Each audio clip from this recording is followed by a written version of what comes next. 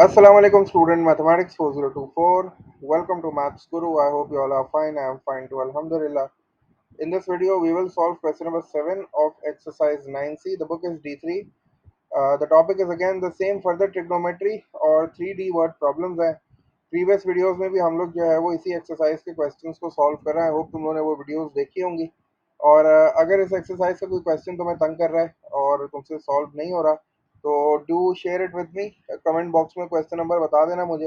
मैं इंशाल्लाह उसकी वीडियो भी बना के तुम्हें वो क्वेश्चन एक्सप्लेन कर दूंगा. अच्छा, अब इस टॉपिक पे वीडियोस इसलिए बना रहा हूँ क्योंकि ट्रिग्नोमेट्री जो है वो तुम्हारे असेसमेंट्स में आ रहा है. तो ये जो टॉपिक है ना, 3D वर्ड प्रॉब्लम्स, इसमें थोड़ा सा ये होता है कि फिगर को जो है ना वो रीड करना जो है ना स्टूडेंट से जो है वो गलती हो जाती है उसमें. तो इस वजह से जो है ना वो थोड़ा सा इस कॉन्सेप्ट के क्वेश्चंस जो है ना मैं ज़्यादा से ज़्यादा सॉल्व कर रहा हूँ, ताकि ये वाला जो कॉन्सेप्ट है ना वो अच्छी तरीके से क्लियर हो जाए. पास पेपर में भी काफ़ी सारे क्वेश्चंस तुम्हें मिल जाएंगे. 3D वर्ड प्रॉब्लम जो है ना वो लाजमी जो है वो आजकल एग्जाम में आ रही है. सीआई वाले जो है वो लाजमी इसको पूछते हैं, क्योंकि इसमें जो है ना थोड़ा सा ये होता है कि तुम्हें फिगर को जज करना होता है, फिगर को रीड करना है, राइट एंगल ट्राइंगल्स कहाँ बन रहे हैं, और फिर जो है वो तुम्हें सॉल्व करना है. ज़्यादातर ये होता है कि इसमें जो है वो ट्रिग्नोमेट्रिक रेशियोज और पाइथागोरस थ्योरम ही यूज़ हो रहा होता है, लेकिन समटाइम्स जो है ना वो साइन कोसाइन रूल भी जो है वो यूज़ करना पड़ता है. ठीक है. तो आई होप ये वीडियो भी तुम लोग के लिए हेल्पफुल होगी इंशाल्लाह. पहले क्वेश्चन को रीड कर लेते हैं. Figure is already there. तो क्वेश्चन जो है थोड़ा सा आसान हो जाता है फिगर जब होती है तो बस अब देखते हैं कि क्या क्या फाइंड करना है. तीन पार्ट्स हैं इसके. फर्स्ट पार्ट में हमें length of A C find करनी है, और सेकंड और थर्ड पार्ट में हमें जो है वो दो एंगल्स फाइंड आउट करने हैं.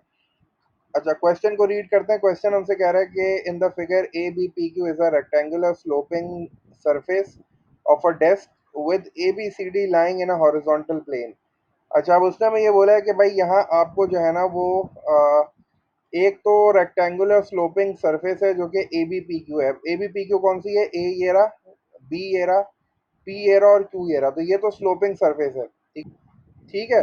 तो अब ये जो स्लोपिंग सरफेस है ना, इसके नीचे भी एक रेक्टेंगल नज़र आ रहा है, जिसको उसने ए बी सी डी बोला है. ये जो नज़र आ रहा है तुम्हें बेस पे, ए बी सी डी, ये भी एक रेक्टेंगल है. इसका मतलब है कि इसके चारों जो अंदर के एंगल्स हैं वो 90 डिग्री हैं, क्योंकि ये रेक्टेंगल है.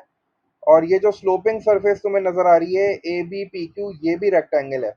ठीक है. तो इसका मतलब है कि ये भी 90 डिग्री होगा, ये भी 90 डिग्री होगा, ये भी 90 डिग्री होगा, और ये वाला भी 90 डिग्री होगा. मतलब एक रेक्टेंगल तुम्हें ऊपर नज़र आ रहा है ए बी पी क्यू, एक रेक्टेंगल तुम्हें जो है वो बेस पे जो है वो लेटा हुआ नज़र आ रहा है जो कि ए बी सी डी है, और फिर एक रेक्टेंगल तुम्हें यहाँ पीछे भी नज़र आ रहा है क्यू डी पी और सी, ये भी बेसिकली एक रेक्टेंगल है. और फिर दो ट्राइंगल्स तुम्हें नज़र आ रहे हैं, एक पी सी बी ट्राइंगल नज़र आ रहा है इधर, और इस साइड पे तुम्हें एक ट्राइंगल नज़र आ रहा है ए डी क्यू. ठीक है. तो इस तरह की फिगर है. इसमें एक स्लांट सरफेस भी है. स्लांट सरफेस भी रेक्टेंगुलर है. जो ग्राउंड पे जो सरफेस हमारी लाई कर रही है वो भी रेक्टेंगुलर है. साइड में जो है वो दो ट्राइंगल्स नज़र आ रहे हैं मुझे, पीछे भी एक रेक्टेंगल नज़र आ रहा है. तो थोड़ा सा फिगर को देखने के बाद जो है ना मुझे आइडिया हुआ कि हाँ भाई, इसमें जो है वो काफ़ी सारे राइट एंगल्स मुझे नज़र आ गए. आगे हमसे कह रहा है कि Q and P lie vertically above D and C. ये जो क्यू और पी तुम्हें नज़र आ रहे हैं, क्यू और पी जो है ये बिल्कुल डी और सी के ऊपर है. वर्टिकली अबव है, मतलब यहाँ भी 90 डिग्री बन रहा है. तो उसने हमें इस वाली जो ये जो लिखी है ना वर्टिकली अबव डी और सी, इससे उसने हमें ये बता दिया कि ये जो दो ट्राइंगल्स तुम्हें नज़र आ रहे हैं ना, ये भी राइट एंगल ट्राइंगल्स हैं, यहाँ भी 90 डिग्री बन रहा है. तो देखो, क्वेश्चन पढ़ने के बाद काफ़ी सारी चीज़ें जो है वो समझ में आ जाती हैं. ये वर्डिंग जो है ना वर्टिकली अबव, ये तुम्हें बड़ा गौर से देखना है. वर्टिकली अबव का मतलब है वो तुम्हें बताने की कोशिश कर रहा है कि बिल्कुल पॉइंट जो है ना वो एक के ऊपर एक है, तो इसका मतलब है कि वो परपेंडिकुलर हो रहे हैं, तो 90 डिग्री जो है वो बन रहा है. तो इसका मतलब ये हो गया कि हमारे पास जो है वो इस वाली फिगर में तीन जो है वो रेक्टेंगल्स हैं और दो जो है वो राइट एंगल ट्राइंगल्स हैं. हमें सारी डायमेंशन उसने दी हुई हैं. ए बी और पी क्यू 90 सेंटीमीटर है. ए बी और पी क्यू जो है वो 90 सेंटीमीटर है, मतलब ए से लेके बी तक भी 90 सेंटीमीटर है, क्यू से लेके पी तक भी 90 सेंटीमीटर है, तो डी से लेके सी तक भी जो है ना वो ऑटोमेटिकली 90 सेंटीमीटर होगा. फिर कह रहा है ए क्यू बी पी जो है वो 75 सेंटीमीटर है. ए क्यू ये रहा. ठीक है. ए क्यू ये रहा, बी जो है बी पी ये रहा. ये दोनों के दोनों 75 सेंटीमीटर है. ठीक है ना. यहाँ पे लिखा नहीं है, लेकिन बी से लेके पी उसने बता दिया कि 75 सेंटीमीटर है. अच्छा, फिर कह रहा है कि एंगल पी बी सी और एंगल क्यू ए डी जो है वो 25 डिग्रीज है. ये हमें नज़र आ रहा है यहाँ. ठीक है. ये भी 25 डिग्री हो गया, और ये वाला भी जो है वो 25 डिग्रीज हो गया. सही है. और बाकी हमसे कह रहा है कि find the length of AC. पहले आपको एसी की लेंथ फाइंड आउट करनी है। एसी जो है ना, ये बेस वाली लाइन है, जो आपको यहाँ रेड से रेड डॉटेड लाइन नज़र आ रही है ना, ये जो है मेरे पास एसी है। मुझे पहले इसकी लेंथ फाइंड आउट करनी है। तो चलो मैं सबसे पहले फर्स्ट पार्ट से ही स्टार्ट करता हूँ। फर्स्ट पार्ट जो है उसमें मुझे एसी की लेंथ फाइंड आउट करनी है, तो पहले मैं एसी की लेंथ फाइंड आउट करना स्टार्ट कर रहा हूँ। ठीक है, पहले मैं फिगर बना लेता हूँ कि मुझे जो है वो एसी की लेंथ फाइंड आउट करने के लिए क्या ट्राइंगल चाहिए। तो अब मैंने ये देखा कि अगर मैं ए बी सी बना लूँ, ठीक है, ए बी सी मैं बनाने की कोशिश करता हूँ। ए बी सी जो है वो इस तरह बनेगा, क्योंकि ये 90 डिग्री है। ठीक है, ये बेस पे रेक्टेंगल है तो ये 90 डिग्री है। तो मैंने जो है ना इसको इस तरह बना लिया। मैंने ये बी सी हो गया मेरा। ठीक है, और ये पॉइंट जो है वो ए हो गया। मैंने इसको ऐसे करके ज्वाइन कर दिया, और यहाँ मैंने लिख दिया ए। ठीक है, ये हो गया मेरा सी, और ये हो गया बी। ठीक है, और ये 90 डिग्री बन रहा है क्योंकि ग्राउंड पे रेक्टेंगल है ना। अच्छा, अब मुझे ये तो दिया हुआ है 90 सेंटीमीटर, लेकिन मेरे पास बीसी नहीं है। अगर मेरे पास बीसी आ जाए तो मैं जो है पाइथागोरस थ्योरम यूज़ करके एसी निकाल सकता हूँ। तो अब मुझे जो है in order to find out AC, पहले मुझे बीसी फाइंड आउट करना पड़ेगा। तो बीसी फाइंड आउट करने के लिए अब मुझे देखना है, हाँ भाई कौन सा ट्राइंगल बनाऊंगा। तो बीसी के लिए तो मुझे ये वाला ट्राइंगल पता है, तो मैंने जो है वो इसी तरह इसको ड्रॉ कर दिया। ठीक है, ये इस ट्राइंगल का नाम है पीसीबी। ठीक है, तो ये ट्रायंगल बन गया पीसीबी। इस पे सी पे जो है वो 90 डिग्री है, तो ये सी आ गया, ये पी आ गया, और ये हो गया मेरे पास बी। ये वाला एंगल दिया हुआ है 25 डिग्रीज। ठीक है, ये 25 डिग्रीज मुझे दिया हुआ है, और मुझे एक साइड और पता है। मुझे जो है वो पीबी पता है। पीबी जो है वो 75 है, तो इसका मतलब है कि मुझे ये वाली साइड पता है 75। तो अब मैं क्या करूँगा, इन दोनों को, इस साइड को, इस एंगल को यूज़ करके मैं बीसी निकालूंगा। उसके लिए मुझे क्या यूज़ करना पड़ेगा, 25 है तो इसका मतलब है ये ऑपोजिट हो गया, ये एडजेसेंट हो गया। ठीक है, ये ओ हो गया, ये ए हो गया, और वो हाइपोटेन्यूज हो गया। तो अब मुझे ऑपोजिट की तो कोई फिगर ही नहीं है, ऑपोजिट तो है ही नहीं मेरे पास, तो मुझे फाइंड भी नहीं करनी और है भी नहीं। तो इसका मतलब है ए और एच का रेशियो क्या होता है, कॉस। तो मैंने यहाँ कॉस यूज़ करना है। ठीक है, cos 25 is equals two adjacent upon hypotenuse होता है। एडजेसेंट मुझे फाइंड करनी है, तो एडजेसेंट की जगह पे मैंने बी सी लिख लिया, और हाइपोटेन्यूज कितना है 75। तो यहाँ पे 75 आ गया। ठीक है, अब कैलकुलेटर से क्या करना है, 75 यहाँ डिवाइड हो रहा है, वहाँ जाके मल्टीप्लाई हो जाएगा। तो अब मैं क्या करूँगा, पहले कैलकुलेटर से कॉस 25 निकालूंगा। कॉस 25 इज इक्वल्स टू, और जो भी आंसर आएगा उसको 75 से मल्टीप्लाई कर दूंगा। तो मेरे पास जो लेंथ ऑफ बी सी आ रही है वो आ रही है 67.97। ठीक है, 67.97 आ गई। तो यहाँ मैंने बी सी की लेंथ फाइंड आउट कर ली। B C is coming out as 67.97। मुझे बी सी फाइंड नहीं करनी थी, मुझे तो ए सी फाइंड करनी है। तो अभी मुझे जो है वो थोड़ा सा काम और करना है। तो ये तकरीबन 67.97 सेंटीमीटर जो है ना, ये बी सी आ गया। ठीक है, अब मैं पाइथागोरस थ्योरम यूज़ कर लेता हूँ, वापस ऊपर आ जाता हूँ।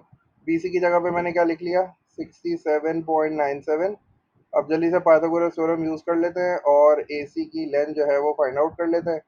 ए सी की लेंथ यहीं पे फाइंड आउट कर लेते हैं, क्योंकि फिगर बनानी पड़ेगी वरना दोबारा। तो चूंकि मुझे ए सी चाहिए, ए सी क्या है, हाइपोटेन्यूज है। तो A C is equals to square root. ठीक है, ये स्क्वायर रूट हो गया, और हाइपोटेन्यूज के लिए दोनों के स्क्वायर्स को ऐड करना होता है, तो ये 90 स्क्वायर हो गया। और फिर मैंने इसमें प्लस कर दिया, ये हो गया 67.97 स्क्वायर। सही है। चलो भाई, अब जल्दी से कैलकुलेटर दोबारा, और देखते हैं कि क्या वैल्यू आ रही है एसी की, और स्क्वायर रूट भी निकाल लेंगे उसका। सही है, तो स्क्वायर रूट प्रेस किया, 90 स्क्वायर और प्लस 67.97 स्क्वायर। ठीक है ना, तो ये कितना आया मेरे पास, ये मेरे पास आ रहा है 112.78। तो 112.8 कर देता हूँ इसको। ठीक है, तो the length of A C is coming out as 112.8 कर देते हैं, या 113 भी लिख सकते हो, लेकिन फिलहाल हम लोग इतना इतना राउंड ऑफ नहीं कर रहे। तो ये 112.8 ज़्यादा बेस्ट है। ठीक है ना, तो वो 112.8 सेंटीमीटर जो है वो मेरे पास एसी की लेंथ आ गई। फर्स्ट पार्ट जो है वो मेरा सॉल्व हो गया। आ जाओ सेकंड पार्ट देखते हैं।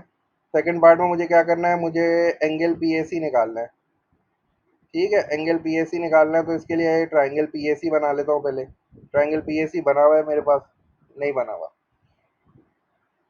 ठीक है, तो अब मुझे क्या बनाना पड़ेगा? ट्राइंगल पी ए सी बनाना पड़ेगा। तो ये पी ए हो गया और ये सी ए हो गया, और फिर जो है वो पी ए सी है, तो इसका मतलब है कि यहाँ से जो है वो यहाँ पे आके ऐसे ग्राउंड पे आ रहा है। सी पे जो है वो 90 डिग्री बन रहा है।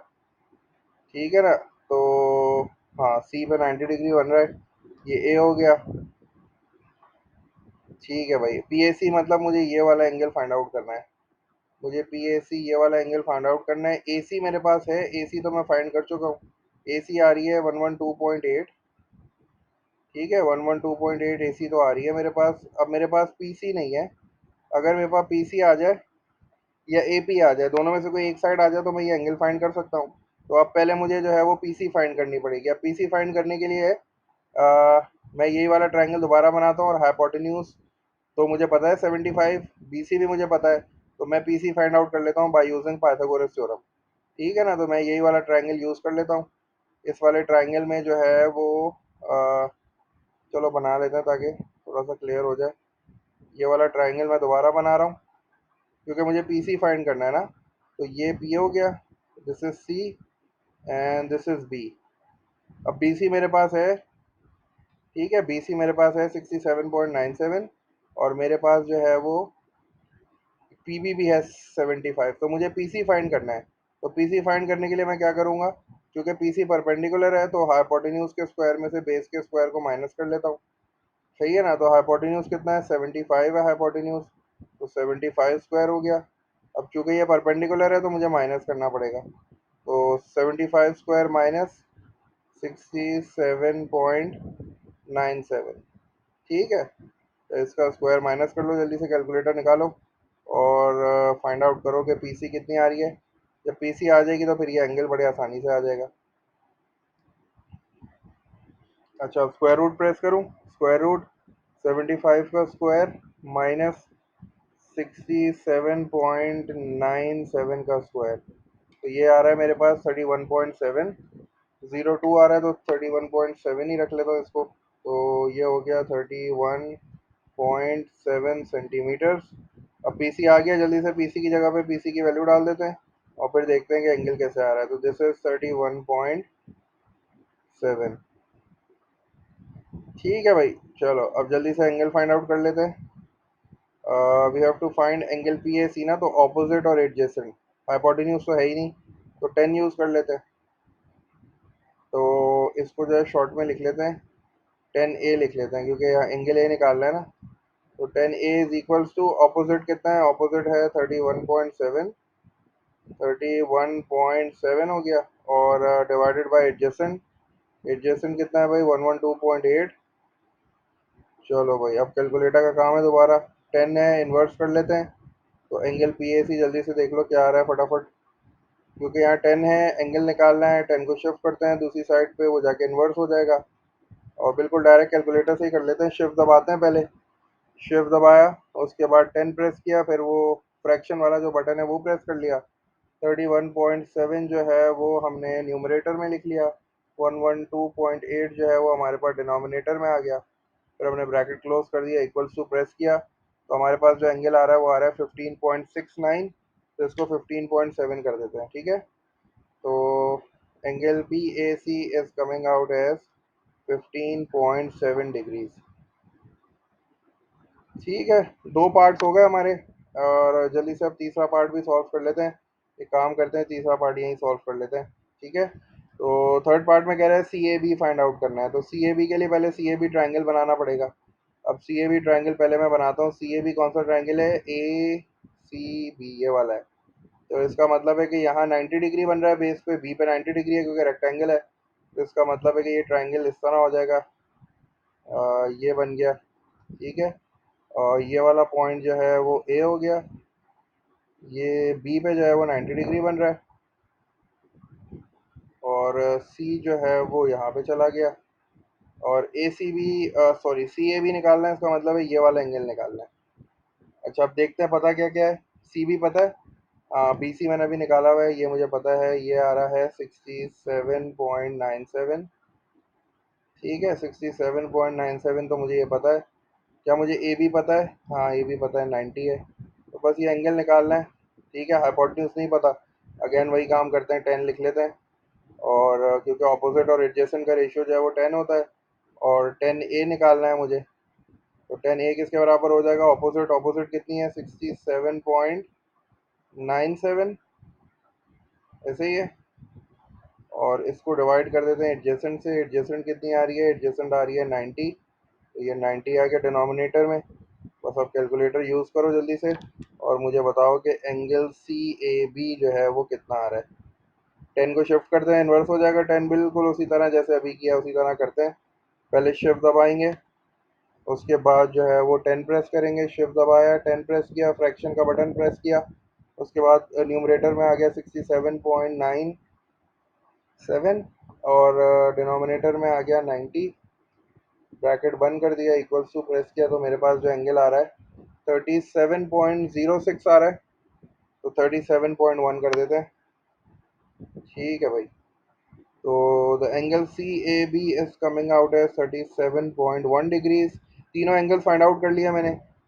ठीक है। तो बस ये था क्वेश्चन, दिखने में बड़ा मुश्किल सा लगता है, लेकिन ये है कि अगर तुम फिगर्स को बनाओ, लेबल करो, तो तुम्हें जो है वो बड़ी आसानी से चीज़ें मिल जाती हैं। देखो, सब जगह मैंने पाइथागोरस थ्योरम और ट्रिग्नोमेट्रिक रेशियोज यूज़ किए हैं। ठीक है। तो आई होप ये वीडियो तुम लोग के लिए हेल्पफुल होगी। इस तरह के क्वेश्चंस और भी हैं इस एक्सरसाइज में, उनको ज़रूर ट्राई करना। और अगर कोई क्वेश्चन नहीं हो रहा तुम लोग से, तो लाजमी मुझे बताना, मैं इंशाल्लाह तुम्हारी हेल्प कर दूंगा। अंटिल देन, टेक केयर, अल्लाह हाफ़िज़।